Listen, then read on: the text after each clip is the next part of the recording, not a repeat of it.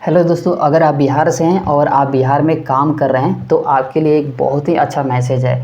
वहाँ पे काम कर रहे कर्मचारियों के लिए एक बड़ी खुशखबरी है कि न्यूनतम वेतन में सरकार के द्वारा बढ़ोतरी की गई है और ये पिछले कई सालों में सबसे बड़ी बढ़ोतरी है, यानी 15% तक की बढ़ोतरी है। तो बने रहिए इस वीडियो में मैं ये भी बताऊंगा कि किस कैटेगरी के लोगों को कितनी वेतन बढ़ाई गई है और ये किन किन संस्थान में काम कर रहे लोगों के लिए अप्लीकेबल है, लागू है, यानी इतनी वेतन देना पड़ेगा एज पर नोटिफिकेशन जो सरकार ने इशू किया है। और एक और महत्वपूर्ण सूचना कि पहले क्या होती थी कि सैलरी अप्रैल और अक्टूबर में बढ़ाया जाता था, लेकिन इस बार एक महीना पहले बढ़ाया गया, यानी 1 सितंबर 2022 से लागू है। यानी आपकी सितंबर की भी सैलरी जब अक्टूबर में मिलेगी तो वो भी बढ़ के मिलेगी और वो भी 15% तक।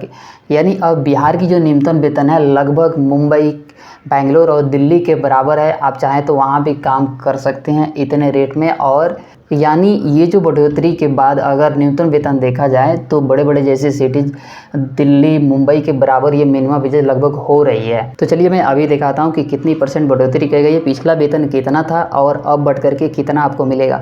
तो यहाँ पे आप देखिए, मैंने यहाँ पे कुछ यहाँ पे टेबल बना रखा है कि कर्मचारियों की श्रेणी, यानी यहाँ पे जो किस श्रेणी में लोग आते हैं और न्यूनतम वेतन 1 सितंबर से पहले कितना था और वेतन में जो बढ़ोतरी हुई है वो कितनी हुई है। अब न्यू रेट जो नया वेतन 1 सितंबर से मिलेगा वो कितना होगा। तो दोस्तों यहाँ पे सबसे पहले बात कर लेते हैं यहाँ पे अकुशल, यानी जो हेल्पर कैटेगरी के लोग होते हैं, अकुशल होते हैं, जो नॉन टेक्निकल होते हैं, उनके लिए जो पहले सैलरी थी वो 8,268 थी, अब 1,248 रुपया की बढ़ोतरी की, लगभग 15% है। यानी पिछले कई सालों में पहली बार देखने को मिल रहा है। अब ये 9516 रुपया। अभी हम बात करें उत्तर प्रदेश की न्यूनतम वेतन तो 9,530 रुपया है और ये बिहार की जो है 9,516 रुपया है। ठीक है, यानी कोई ज़्यादा अंतर नहीं है, लगभग उतनी ही है। ठीक है, तो ये लगभग बराबर हो गई है। अभी देखिए जो मैं यहाँ पे कुछ लिखा हूँ कि 366 रुपया पर डे, यानी अगर कोई लोग जो है अगर डेली वेजेस पे काम कर रहे हैं पर डे, 1 दिन 2 दिन 3 दिन 4 दिन की काम करके सैलरी ले जा रहे हैं तो 366 रुपये पर डे के हिसाब से वो लेंगे। ठीक है, और ये 9516 रुपये जो है ये 1 महीने की सैलरी पड़ेगी। 9516 ये 26 से, ठीक है, मल्टीप्लाई है, इसीलिए 9516 है और 366 रुपये पर डे उनको देना पड़ेगा, क्योंकि उनको जो है रेस्ट डे नहीं मिलता है अगर वो पर डे के हिसाब से काम करते हैं तो। अब चलिए अगली कैटेगरी की बात करते हैं। तो इसमें अब आती है अर्धकुशल, यानी टेक्निकल तो है लेकिन उतना नहीं है, थोड़ी बहुत टेक्निकल है सीखे। तो अर्धकुशल जो हेल्पर के थोड़ी आगे काम कर सकते हैं, उनकी पहले सैलरी थी 8,580 रुपया, अब 1,300 की एग्जैक्ट बढ़ोतरी की गई है, अब 9,880 रुपया और 380 रुपये पर डे जो डेली बेसिस पे काम कर रहे हैं, और 9,880 अगर आप मंथली रेट पे काम कर रहे हैं तो मिलेगी। आगे की हम कैटेगरी की बात करते हैं। तो इसमें है कुशल, पहले सैलरी थी 10,478, अब 1,560 रुपये की बढ़ोतरी हुई है। उसके बाद अब सैलरी होगी 12,038 रुपया हो जाएगी और ये 463 रुपया पर डे होगा। आगे आता है अति कुशल, यानी अति कुशल जो है ना, जैसे कि आप टेक्निकल हैं लेकिन अपने लेवल पे कुछ काम हैंडल रिस्पॉन्सिबिलिटी ले सकते हैं, उन लोगों के लिए अति कुशल है कि वो काम करवा भी सकते हैं और रिस्पॉन्सिबिलिटी ले भी सकते हैं। इस तरह के टेक्निकल लोगों की सैलरी 12,792 पहले थी और 1,924 रुपया अब बढ़ा है, तो उसके बाद 14,716 रुपया हुआ है। अगर ये डेली बेसिस पे काम करते हैं तो इनकी भी 566 रुपये पर डे के हिसाब से मिलेगा। और इसमें जब पर डे के हिसाब से मिलेगा तो इसमें रेस्ट डे इंक्लूड ये होता नहीं है कि जितने दिन हम काम करेंगे उतने दिन के पैसा मिलती है, लेकिन अगर पूरे महीना आप मंथली रेट पे काम करते हैं तो ये भी 14,716 रुपये के हिसाब से कैलकुलेट किया जाएगा। अब आगे है क्लर्क और सुपरवाइज़र। अब ये क्लर्क सुपरवाइज़र कौन है? मान लो कि आप किसी उद्योग में आप सुपरवाइज़र के लेवल पे काम कर रहे हो, क्लर्क कहीं लिख रहे हो, लोडिंग अनलोडिंग कुछ भी ऐसे, या फिर स्टोर में काम कर रहे हो, तो ऐसे लोग की मिनिमम सैलरी थी 9,111 रुपया थी, अब 1,367 रुपया की गई है, 1,367 रुपये यहाँ पे की गई है।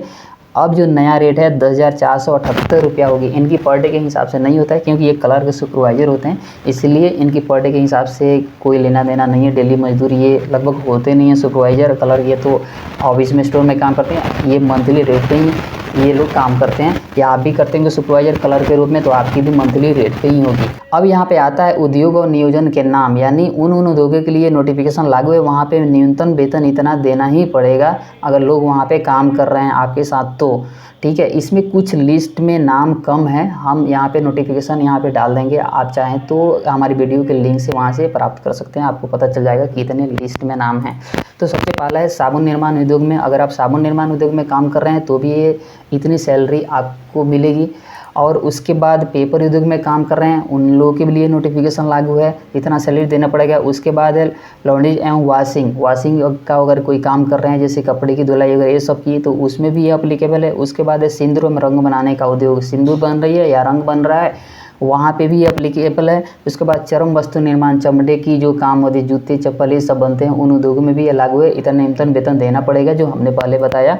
उसके बाद है पेट्रोल डीजल पंप, अगर आप पेट्रोल डीजल पंप पे भी काम कर रहे हैं तो ये नोटिफिकेशन वहाँ भी अप्लीकेबल है, यानी इतनी जो है न्यूनतम वेतन लोगों को देना पड़ेगा जो ऑनर है उसको। उसके बाद आता है वुड वर्क फर्नीचर, यानी जो फर्नीचर का काम है, जैसे बड़े बड़े कुछ उद्योग लग जाते हैं वो फर्नीचर बना करके सेल करते हैं, बनाते हैं, ऑर्डर लेते हैं, सेल करते हैं, तो वो जो रजिस्टर्ड जो उद्योग हैं उनके लिए भी ये अप्लीकेबल है। उसके बाद आइसक्रीम में कोल्ड ड्रिंक्स, जैसे आप देखें कि कई जगह कोल्ड ड्रिंक्स की छोटी छोटी फैक्ट्री होती है वो रजिस्टर्ड होती है, उनके लिए भी है ये अप्लीकेबल है, उनको देना पड़ेगा। उसके बाद है बिस्किट उद्योग, अगर किसी छोटे मोटे भी उद्योग हैं और वो रजिस्टर्ड हैं संस्थान तो उन लोगों के लिए भी ये अप्लीकेबल है। उसके बाद है सिलाई उद्योग, अगर सिलाई की काम चल रही है उद्योग में उनके लिए भी अप्लीकेबल है। उसके बाद डेयरी एवं कोल्ड स्टोरेज, कई जगह कोल्ड स्टोरेज होते हैं वहाँ पे भी काम कर रहे हैं उनके लिए भी अप्लीकेबल है। उसके बाद चावल आटा दाल मिल के लिए अप्लीकेबल है। उसके बाद होटल में अगर आप काम कर रहे हैं वहाँ पे भी अप्लीकेबल है।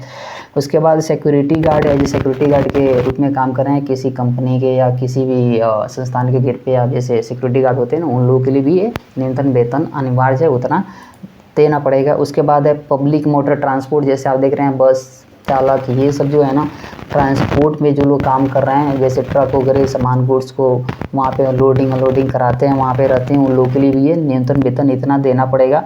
अन्य दुकानों में प्रतिष्ठान, यानी अगर किसी अन्य शॉप और संस्था में आप काम कर रहे हैं वहाँ पे भी अप्लीकेबल है, अगर आपकी एस्टेब्लिशमेंट रजिस्टर्ड है तो। हम बताते हैं एज पर म्युनिसिपल एक्ट के हिसाब से इस सभी संस्थान को अगर सिटी में काम कर रहे हैं तो उनको जो है ना रजिस्ट्रेशन लेना पड़ता है, लाइसेंस लेना पड़ता है, उसके बाद ही उनको उद्योग को संचालन करना पड़ता है। तो वो लेते ही हैं, किन्हीं के पास नहीं होता है तो मे भी वो इतना वेतन नहीं दें, जैसे एक दो लोग काम करते हैं, लेकिन जो रजिस्टर्ड हैं संस्थान उनको देना ही पड़ेगा, उनके पास लाइसेंस होती है। अगर देखिए आपका संस्थान रजिस्टर्ड है तो वहाँ पे अप्लीकेबल है, यानी इतने लोगों को तो लाइसेंस लेना ही पड़ता है, और इतनी जो न्यूनतम वेतन है जो सरकार ने नोटिफिकेशन जारी किया है इतना मिलेगा ही आपको। अगर इस नोटिफिकेशन के हिसाब से आपको लगता है कि हमारे वेतन नहीं मिल रही है तो आप संबंधित लेबर कमिश्नर के पास आप कंप्लेन कर सकते हैं। तो चलिए दोस्तों आज के लिए इतना ही, मिलते हैं आगे अगले वीडियो में किसी और नए अपडेट के साथ, तब तक के लिए नमस्कार।